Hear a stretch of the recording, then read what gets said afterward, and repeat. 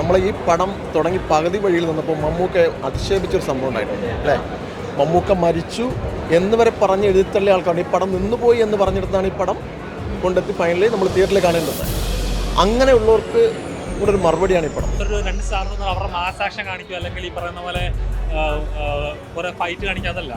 ആ സബ്ജക്ട് എത്രത്തോളം ഡിമാൻഡ് ചെയ്യുന്നത്, അതുള്ള ഓഡിയൻസിന് കണക്ട് ആകാൻ പറ്റുന്നുണ്ടോ? അതാണ് മലയാള സിനിമ എടുത്ത് വെക്കുന്നത്. അതുകൊണ്ടാണ് മമ്മൂക്കയും ലാലേട്ടനെ ഒരുമിച്ച് കണ്ടതിന് സന്തോഷം പറഞ്ഞറിയിക്കാമേ. ഏറ്റവും എടുത്തു പറയേണ്ട കാര്യം സംവിധായകൻ മഹേഷ് നാരായണന്റെ കൈയടക്കം ഉള്ള ഒരു ചിത്രം. മമ്മൂടി മോഹൻലാലിന്റെ ഒരുപാട് കാലത്തോട്ട് കാത്തിരുന്ന ഒരു അടിപൊളി പടമാണ്, എല്ലാവർക്കും ഇഷ്ടപ്പെടുന്നതാണ്. അല്ല, ഇന്നത്തെ ഒരു ഡിജിറ്റൽ യുഗത്തിൽ നമ്മൾ ഉപയോഗിക്കുന്ന ഫോണിലും നമ്മൾ എടുക്കുന്ന പിക്ചേഴ്സ്, നമ്മുടെ ചാറ്റ്സ്, ഇതെല്ലാം നമ്മളെപ്പോഴും നിരീക്ഷണത്തിലാണ് എന്നുള്ള ഒരു ഓർമ്മ എല്ലാവർക്കും ഉണ്ടായിരിക്കണം എന്നൊരു ബോധവൽക്കരണവും കൂടെ ഈ സിനിമയിൽ കൂടെ നമുക്ക് മനസ്സിലാവും. മലയാളത്തിന്റെ പ്രിയപ്പെട്ട മമ്മൂട്ടിയും മോഹൻലാലും വീണ്ടും വർഷങ്ങൾക്ക് ശേഷം ഒരുമിച്ച് പേട്രിയറ്റിലൂടെ തിരിച്ചെത്തുകയാണ്. ഫഹദ് ഫാസിൽ പറഞ്ഞ പോലെ ഇരുവരും ഒന്നിച്ചാൽ ബ്ലാസ്റ്റ് ആകുമോ അതോ ഇല്ലയോ എന്ന് നമുക്ക് നോക്കി വരാം. ഒരുപാട് മാസോ സോങ്ങോ അല്ലെങ്കിൽ അങ്ങനെയൊന്നും ഒരു പടം നമ്മളത് കണ്ടിരിക്കേണ്ടതാണ്. നമ്മുടെ ഇന്നത്തെ കാലഘട്ടത്തിൽ നമുക്ക് സംഭവിക്കുന്ന കാര്യങ്ങളാണ്. നമ്മൾ കറക്റ്റായിട്ട് എല്ലാ ചിത്രം കാണേണ്ടതാണ്. അതെ, ഇത് തന്നെയാണ് അഭിപ്രായം. എല്ലാവരും കണ്ടിരിക്കേണ്ടതാണ്. ഫാമിലി എല്ലാവരും വന്ന് കാണുക. കാരണം കുട്ടികളടക്കം ഇന്ന് യൂസ് ചെയ്യുന്ന സോഷ്യൽ മീഡിയയിൽ ഈ മൊബൈല്, ലാപ്ടോപ്സ്, ഇലക്ട്രോണിക് ഡിവൈസ് എന്തിരുന്നാലും അത് ഉപയോഗിക്കേണ്ട രീതികൾ എല്ലാം അതിനകത്തുണ്ട്. വലിയ മാസില്ല, അടിച്ചുപൊളിയില്ല എന്നാൽ മമ്മൂക്ക നന്നായിട്ട് ലീഡ് ചെയ്ത് കൊണ്ടുപോയിട്ടുണ്ട്. കൂട്ടി വെച്ചിട്ട് ഒരു കാര്യം കൂടെ പറയണം. നമ്മളെ ഈ പടം തുടങ്ങി പകുതി വഴിയിൽ നിന്നപ്പോൾ മമ്മൂക്ക അധിക്ഷേപിച്ചൊരു സംഭവം ഉണ്ടായിട്ടുണ്ട് അല്ലേ?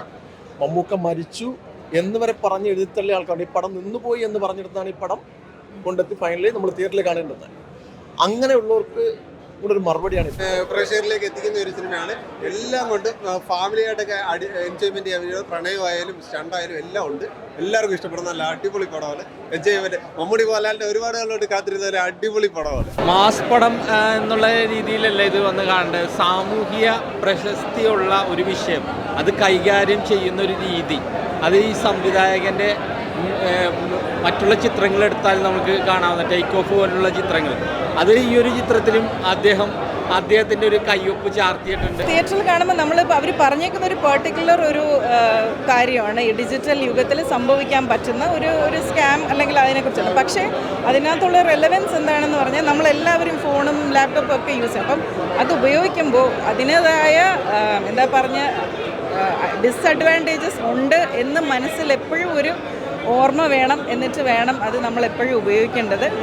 അതുകൊണ്ട് ഈ പറഞ്ഞേക്കുന്ന സബ്ജക്റ്റ് എന്ന് പറയുന്നത് ഒരു പ്രത്യേകമായിട്ടുള്ളൊരു സ്കാമിനെ കുറിച്ചാണ്. അപ്പോൾ അത് മാത്രമല്ല, ഇന്നത്തെ ഒരു ഡിജിറ്റൽ യുഗത്തിൽ നമ്മൾ ഉപയോഗിക്കുന്ന ഫോണിലും നമ്മൾ എടുക്കുന്ന പിക്ചേഴ്സ്, നമ്മുടെ ചാറ്റ്സ്, ഇതെല്ലാം നമ്മളെപ്പോഴും നിരീക്ഷണത്തിലാണ് എന്നുള്ള ഒരു ഓർമ്മ എല്ലാവർക്കും ഉണ്ടായിരിക്കണം എന്നൊരു ബോധവൽക്കരണവും കൂടെ ഈ സിനിമയിൽ കൂടെ നമുക്ക് മനസ്സിലാവും.